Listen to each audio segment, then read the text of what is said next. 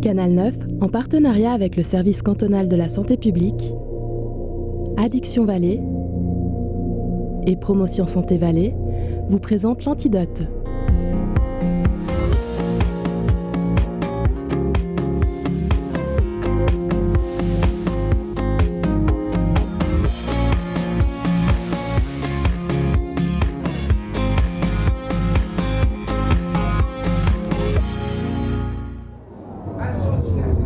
C'est quand on est en contact pour la première fois avec un objet, une substance ou quoi que ce soit, on ne sait pas qui on va réveiller. Il n'y a aucune différence entre moi et un toxicomane et un alcoolique. Ça, je suis garanti, mais à 100%. Autant c'est important qu'on connaisse l'addiction pour pouvoir, le cas échéant, repérer un comportement qui déborderait dans cette direction, autant c'est important aussi de ne pas peindre le diable sur la muraille trop vite.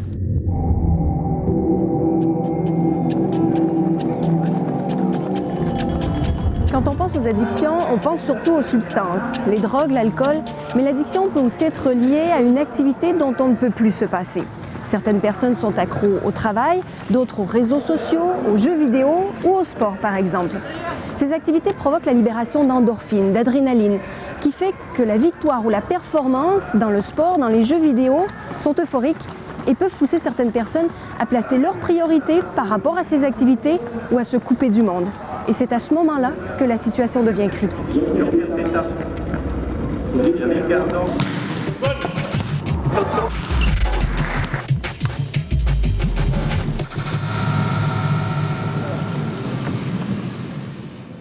Stéphane Kahn est un sportif de l'extrême.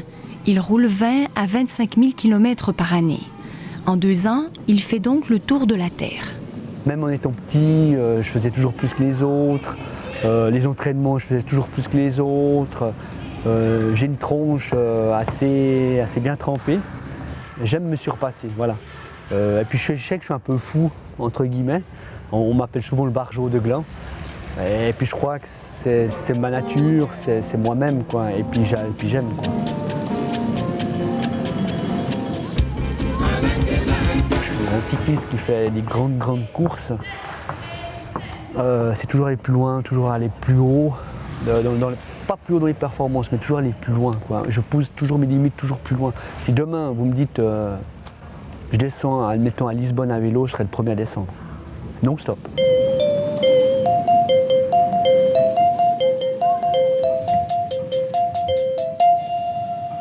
Les grosses semaines, il passe 20 heures sur la selle. Considérable pour un sportif amateur qui travaille à côté à 100%. Durant ses vacances, il roule des journées entières. J'écoute énormément la météo, c'est selon la météo, et chaque moment libre que j'ai, je m'en vais. Donc chaque jour que j'ai congé, je m'en vais. Je peux m'entraîner actuellement sur la piste si les conditions sont terribles. Quand je dis terrible, c'est impraticable. S'il fait beau, je roule dehors, je roule même la nuit, je fais souvent le tour du lac au milieu de la nuit. Je pars à 22 h, je reviens pour le petit déjeuner pour mon époux, j'amène les croissants. Il n'y a aucune différence entre moi et un toxicomane et un alcoolique. Ça, je suis garanti, mais à 100%. Mais ça ne me fait pas peur. Parce que mon médecin me le dit souvent, tu te fais du bien. Peut-être plus tard, je vais avoir des problèmes d'arthrose, mais tout ce qui est cancer, poumons, etc., ça va être vraiment beaucoup plus tard. Et il faut le prendre comme ça, quoi. Puis bon, les genoux, ça change, vous savez, une petite opération, et puis l'affaire est réglée, quoi. Ça fait partie de votre vie, vous ne pourriez pas vous en passer? Pour le moment, non. Le jour où je décide d'arrêter, c'est moi qui va décider. C'est ni mon épouse, ça elle le sait, c'est triste, mais c'est comme ça. J'ai décidé, voilà, j'en ai marre. Le jour où j'ai plus de plaisir, on va tourner la page en tout. Mais je ferai un autre sport. Le problème chez moi, il est là, quoi. C'est que je vais arrêter le vélo, mais je ferai quelque chose d'autre, probablement. Il n'y a pas d'entraînement vendredi prochain. C'est bon pour tout le monde? OK? Georges-André Carrel en sait long sur le sport d'élite, sur les dérives et sur l'addiction. Des sportifs comme Stéphane, il en a croisé des centaines.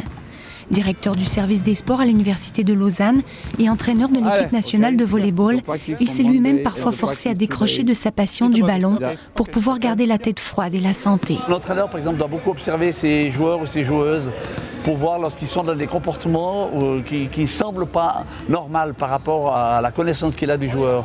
Deuxième élément, c'est clair, c'est les problèmes d'appétit, douleurs intestinales, les difficultés à manger, et ensuite ça peut aller jusqu'à l'insomnie. Il y a beaucoup de signes qui nous amènent vers le déséquilibre. Il faut savoir les écouter, les petits pincements autour du cœur, des tics nerveux, de tout ce qui est lié au stress, à la surexcitation. Donc immanquablement, il est essentiel que le sportif apprenne à se connaître, puis apprenne surtout à reconnaître ses signes, voire à s'écouter.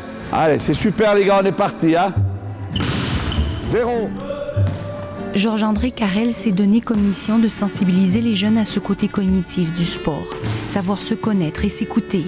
Un apprentissage essentiel pour les adolescents qui sont particulièrement attirés par la performance et par le sport d'élite. Jean-Dominique Michel s'est aussi penché sur la question de la performance. Anthropologue de la santé, il croit que l'on pousse les gens à en faire toujours plus et que la société serait à l'origine de l'apparition de ces comportements pathologiques. On vit dans un culte collectif de la performance, véhiculé beaucoup par des images fausses, des images impossibles, où finalement c'est comme si le critère de ce qui nous est demandé relève de quelque chose d'inatteignable. Et ça, le coût humain et psychique est énorme. Qu'on prenne les cas de burn-out au travail, c'est extrêmement convaincant, c'est extrêmement documenté depuis longtemps. Malheureusement, les politiques et les décideurs ne sont pas encore suffisamment lucides par rapport à ça pour pouvoir le prendre en compte. La société nous pousse à être ultra performants. Et les spécialistes s'intéressent de près à ce qui nous incite à en faire trop, à s'adonner à une activité corps et âme, jusqu'à en perdre ses repères et à tomber dans la dépendance. 15 à 20% de la population serait à risque génétiquement de développer une addiction. Pour les neurologues, nous ne sommes donc pas tous égaux. L'environnement est aussi déterminant, spécialement durant l'adolescence, car c'est le moment où le cerveau est en train de se réorganiser, de former la personnalité. Entre 10 et 20 ans, les structures cérébrales associées à l'équilibre, associées à toutes les grandes fonctions, et notamment les structures cérébrales impliquées dans la gestion des émotions, vont connaître ce processus de maturation. Mais la dernière structure qui va connaître sa configuration adulte, c'est justement le cortex préfrontal, siège de l'orchestration de la pensée, de la rationalité et de la prise de décision. Donc on se retrouve dans une situation où le cerveau ado va avoir un moteur beaucoup plus gonflé et une capacité de freinage qui ne va pas encore être optimale. D'où la possibilité, dans certains cas, de comportements excessifs et abusifs. Ces rats adolescents permettent à l'équipe de Benjamin Boutrel de mieux comprendre justement quels sont les mécanismes qui poussent les jeunes adultes à être plus impulsifs et à être dépendants plus facilement. Il y a beaucoup de liens qui ont été mis en évidence entre impulsivité et addiction. Donc, d'une part, les individus impulsifs sont plus favorables à développer des conduites de type addictive et à consommer des drogues. Et d'autre part, la consommation de drogue en elle-même augmente l'impulsivité des individus. Ce n'est pas uniquement le stress et une situation défavorable. La simple banalisation d'un comportement donné est suffisante pour ajouter des risques significatifs de verser dans des comportements d'abus. Le fait de proposer de l'alcool, par exemple, à des jeunes enfants, ou sans pour autant leur proposer de laisser l'alcool à disposition ou de montrer qu'on peut en consommer à volonté, sont des éléments qui vont favoriser, une fois que le jeune est en situation de consommer, une certaine forme de banalisation. Ça veut dire que si pendant votre adolescence, vous apprenez l'allemand, l'anglais, l'italien, etc., vous allez construire des connexions pour développer ses cultures et ses connaissances. Mais si pendant l'adolescence, vous jouez à la PlayStation, ou passez votre temps devant Facebook, ou à configurer des ordinateurs, ou tout ça, vous allez construire des connexions qui vont vous amener à être des bêtes dans ce domaine-là. Mais c'est des circuits qui vont être très fortement ancrés dans votre cerveau. L'adolescent est aussi dans une période où il n'arrive pas à s'arrêter quand il faut, à dire stop. qu'est-ce que fait la nature? Dans cette classe, la plupart des élèves jouent à des jeux vidéo, ils utilisent leur téléphone portable et plusieurs sont sur des réseaux sociaux. Il est tout à fait normal que ces jeunes cherchent à se faire plaisir et à apprendre. Ça veut dire que la nature nous a donné des missions fondamentales, et elle a été sympa, parce qu'elle a associé à ces missions fondamentales le plaisir. Et le plaisir, il passe par quoi? Par un neurotransmetteur qui s'appelle la dopamine. Donc ça veut dire, dès que vous faites quelque chose de bien, dès que vous faites quelque chose d'intéressant, dès que vous faites quelque chose de positif et de bon pour vous, vous allez sécréter de la dopamine. Nicolas Donzé, biologiste dans le domaine de la toxicologie, veut responsabiliser ces jeunes et leur apprendre comment fonctionne notre cerveau. Car c'est à l'adolescence souvent que l'addiction se crée. Pour construire votre mémoire. On est tous fragiles de manière différente. On pense que le risque de développer des addictions, il est à 40 ou 60% d'origine génétique. Donc ça veut dire qu'on est tous différents. Le phénomène, c'est quand on est en contact pour la première fois avec un objet, une substance ou quoi que ce soit, on ne sait pas qui on va réveiller. On n'avoue jamais qu'on passe plus que 2 heures sur un ordinateur. Bon, d'ailleurs, à notre niveau de profession, on est tous devant l'ordinateur parce qu'on est tout le temps en train de recevoir des emails. Donc la question qui se pose, c'est est-ce que je peux vivre une journée sans email? Je ne sais pas. Est-ce que je peux vivre une journée sans mon téléphone? Je ne sais pas.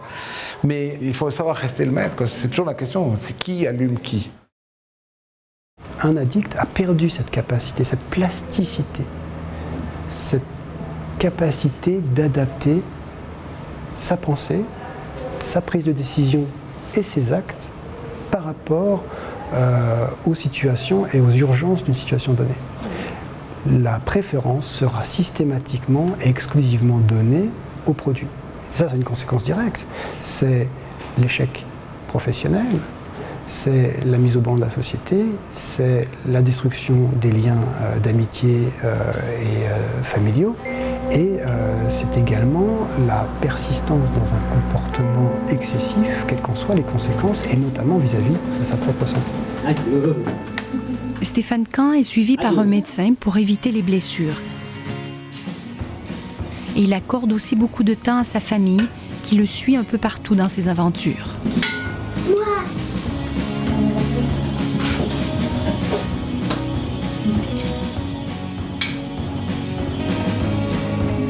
Ça, c'était le premier marathon que j'ai fait sur mes 30 marathons.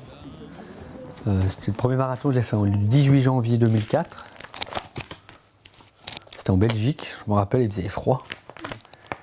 Alors ça, c'était 2 marathons de suite. Donc le samedi 1er mai 2004, j'étais à Paris, région parisienne. Puis le lendemain matin, je partais, on se trouvait à Maastricht, pour faire le marathon de Maastricht. Quand je lui demandais quelque chose, puis que si, dernièrement justement, il y a une fois, j'ai dit « Oh, tu peux pas venir avec moi en commission au lieu de faire ton vélo ?» Il m'a dit oui. Mais c'est vrai que je voyais que ça l'embêtait et en même temps, ça me faisait plaisir parce qu'il disait oui. Il n'était pas de style « Ah non, je vais pas faire les commissions, j'y vais toute seule. » Je fais maintenant des concessions vis-à-vis de ma famille. Je lui dis « Écoute, aujourd'hui, si tu veux, je reste avec vous. Mais puis demain, je rattrape. » Si vous deviez choisir entre le sport et puis votre famille? Ah, le choix, il est fait. Je ne me prononcerai pas, mais le choix, il est fait, quoi. Voilà, la réponse, elle sort là. Voilà. Non, pour moi, c'est le sport, ça c'est clair. Ça, depuis le début, ils le savent. Parce que j'ai toujours dit, moi, ça fait depuis, j'ai 40 ans, ça fait depuis tout petit que je fais du sport. Moi, j'ai pas envie d'arrêter cette passion. Parce que le jour que je me souhaite vraiment loin de là, je quitte ma famille, j'ai tout perdu. Donc pour moi, c'est pas oui, c'est un peu de l'égoïsme, c'est clair. Mais elle savait, il y a 12-13 ans en arrière, je lui dis, pour moi, le sport, c'est une priorité. Donc ça restera ma priorité. Voilà, le Bargeot de Gland. Ça, c'était le dernier article. Puis là, on voit la liste. J'ai fait Lausanne 3h12. Une semaine après, j'ai fait Bâle en 3h08. Une semaine après, j'ai mis 3h07 à New York. La semaine après, j'ai mis 3h28. Puis 2 semaines après, je termine en 2h58-58. C'est ça qui me fait avancer. Parce que sans défi, on s'ennuie. Et puis, à mon avis, quel est l'intérêt d'aller s'entraîner? Moi, je ne comprends pas les gens, ils vont s'entraîner pour rien. Moi, j'ai de la peine à comprendre. Moi, si je vais à l'entraînement, c'est pour avoir quelque chose derrière, pour un but, pour un objectif, mais personnel. C'est comme une montagne est là, c'est pas pour la regarder, c'est pour la gravir. Salut.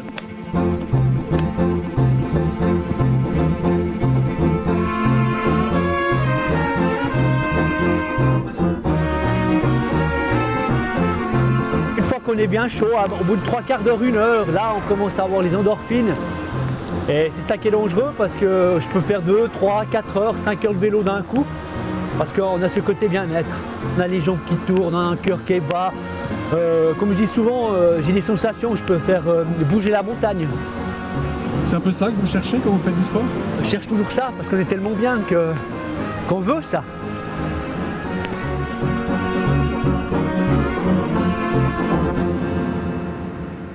L'endorphine est une drogue naturelle, un neurotransmetteur sécrété pour lutter contre la douleur que procure l'effort.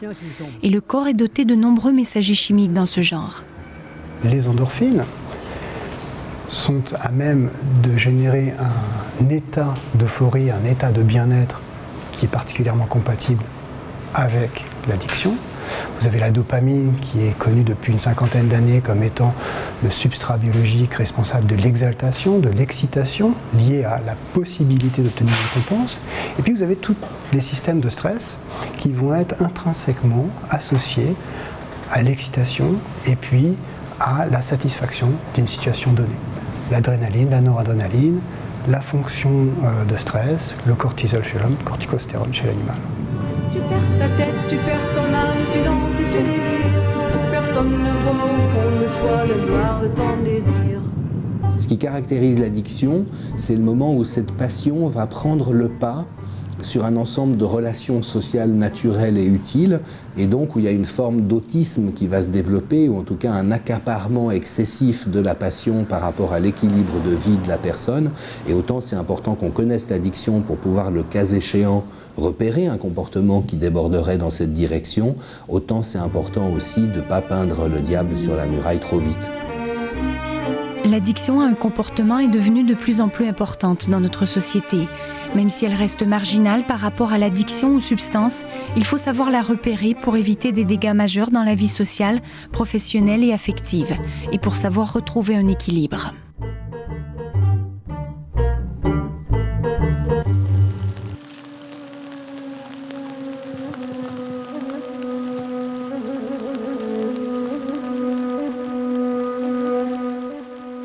Nous rencontrons Jean-Daniel Barman pour savoir comment prévenir et repérer les addictions. Bonjour, vous allez bien? Merci beaucoup. Et c'est au casino de Saxon, dans l'école de croupier, que nous avons rendez-vous. On va voir où on va s'installer.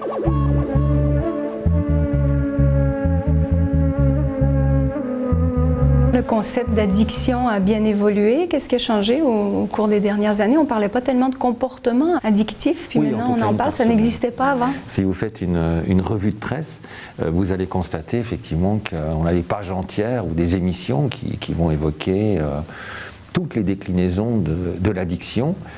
Je pense qu'on a eu un très bel exemple ces derniers mois, ou en tout cas durant l'été 2011 avec l'affaire DSK, où on a pu prendre conscience qu'une dérive sexuelle pouvait aller carrément dans le sens d'une bien réelle forme d'addiction. Comment savoir clairement si on est addict? On doit pouvoir réfléchir à la première personne et se poser des questions à la première personne. Donc oser le je et se poser des questions. Dans ce sens, la meilleure façon de vérifier si on est addict, je crois que c'est d'abord de s'imposer un sevrage en toute simplicité. Parfois, le sevrage peut venir d'un incident, c'est-à-dire que vous pouvez être privé de TV pendant 3 jours. Il y a des familles où privé de TV, je vous promets que ça va provoquer des bouleversements, des turbulences, voire une agitation assez insupportable. Un jeune sans son portable, il a l'impression d'être pas mal démuni, il est perdu, il a des repères qui lui manquent.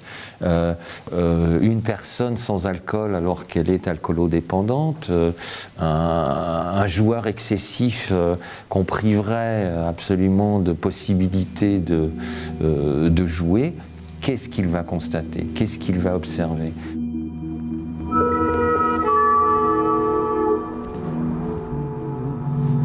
Savoir reconnaître les signes de l'addiction est important. Chez le jeune, la chute des notes, la démotivation scolaire, le manque d'hygiène, le manque de sommeil et l'isolement peuvent être révélateurs. Prenez place où vous voulez. La sonnette d'alarme est en général tirée par l'entourage qui s'inquiète et qui fait appel à un centre d'aide, comme la Fondation Phoenix à Genève. Philippe Nielsen est spécialisé dans le traitement de l'addiction aux écrans. Voilà, avec une équipe de psychologues, psychiatres, assistants sociaux, il accueille des jeunes en situation de dépendance. Donc, votre mère a téléphoné il y a quelques jours en arrière. Elle avait beaucoup de soucis pour vous. Elle me disait qu'elle ne pouvait pas venir aujourd'hui, ce que je trouve dommage. Moi, j'avais pensé quand même qu'on fasse connaissance aujourd'hui, que vous me disiez un petit peu de votre côté ce qui se passe pour vous. Moi, déjà, c'est pas moi qui voulais venir. Moi, je suis obligé. Je suis venu pour lui faire plaisir déjà. D'accord. Pour traiter les dépendances, le thérapeute s'intéresse principalement au contexte familial. J'ai pas envie, c'est chez moi. Elle rentre pas dans ma chambre, c'est interdit. D'accord. Elle rentre pas. D'accord. Quand la famille va mieux, le jeune a envie de rester plus longtemps en famille. Et c'est eux qui le disent. Donc, et c'est ça qui rend très formidable, vraiment, le travail avec les parents, parce que les parents ont soif du contact avec le jeune, mais il y a friture sur la ligne, et les uns et les autres cherchent à rétablir le contact. Et quand on arrive à trouver la formule magique pour rétablir le contact, les jeunes, souvent, baissent de façon significative le temps passé devant l'ordinateur.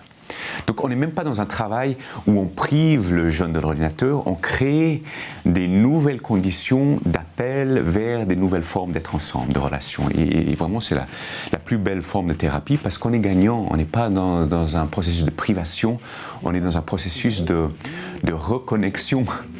Et donc au niveau de la promotion de santé, de vraiment assumer à fond ce rôle de parent qui pose des limites et qui aime, est vraiment la meilleure formule. Ouais. Entre nous, au niveau du cannabis, vous gérez aussi, vous dites que vous gérez le cannabis, ou c'est un petit peu, vous faites un peu de soucis pour votre consommation, juste entre nous. Ça va très bien. Pas beaucoup. Pas beaucoup. Non, ouais. 5 et 10 joints. Tranquille. 10 joints par jour, par semaine. Tous les jours. Tous les jours. Ouais. D'accord. Quand nous travaillons avec un jeune qui souffre d'addiction au cannabis, nous proposons vraiment, a priori, un travail d'abstinence.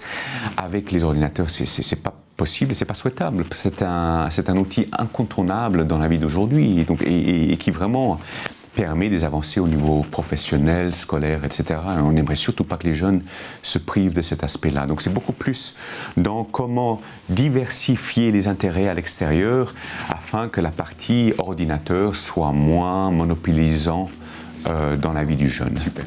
Ok, au plaisir. Je vous accompagne en bas. Prenez votre veste. Une prochaine séance avec ce jeune sera organisée et elle impliquera cette fois également les parents.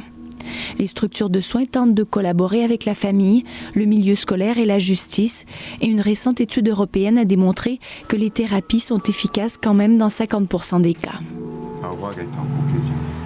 À une prochaine. Est-ce qu'il y a le même danger avec les comportements qu'avec les substances? On ne peut pas confondre un héroïnomane et un jogger excessif. Ça, c'est à bannir. C'est ridicule. Je veux dire, c'est essayer de tout mettre à même niveau en disant « Oh là, ceci est aussi grave que ça ». Non, il y a dans la composante de la problématique, d'un côté, il y a quelqu'un qui est un peu trop accro vraiment à cette pratique sportive qui est mal quand il ne peut pas la pratiquer 2 jours, 3 jours ou qu'il est blessé. Mais de l'autre côté, on a quelqu'un qui est dépendant d'une substance.